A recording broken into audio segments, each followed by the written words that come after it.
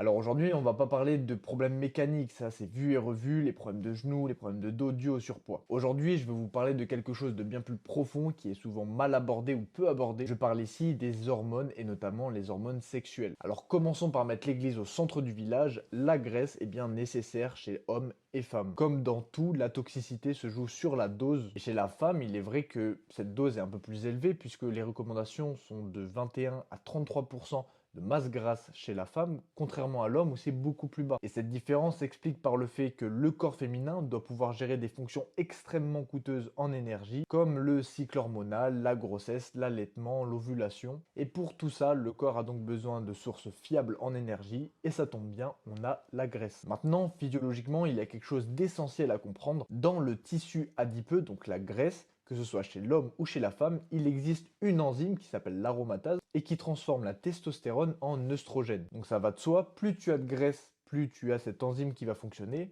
et donc plus tes taux d'œstrogène vont augmenter, et tes taux de testostérone vont diminuer. Et donc ces recommandations de 21 à 33% de masse grasse se basent aussi sur cette santé hormonale, cet équilibre hormonal, parce que quand la masse grasse devient trop importante, les œstrogènes ne sont plus contrôlés que par les ovaires, mais commencent aussi à être fabriqués petit à petit par la graisse. Et là, attention, je sais que les œstrogènes sont souvent associés à cette image de féminité, mais ici, ça peut être dangereux. On parle quand même de déséquilibre hormonal, donc ce n'est pas rien, qu'il y aura pour principale conséquence une inflammation chronique de bas grade, c'est-à-dire qu'elle est silencieuse, vraiment elle ne fait aucun bruit, mais par contre, elle est là en permanence. Et avec le temps, ça va favoriser une perturbation au niveau du cycle, il peut y avoir une fatigue chronique, une dérégulation du métabolisme qui, année après année, peut favoriser des maladies cardiovasculaires, du diabète, de l'hypertension, bref, plein de choses. Maintenant, dernière chose importante et même assez frustrante, c'est que chez la femme, il n'y a pas plus de données que ça, pas plus d'études que ça, notamment par le cycle qui fait que tu as plein d'hormones qui évoluent constamment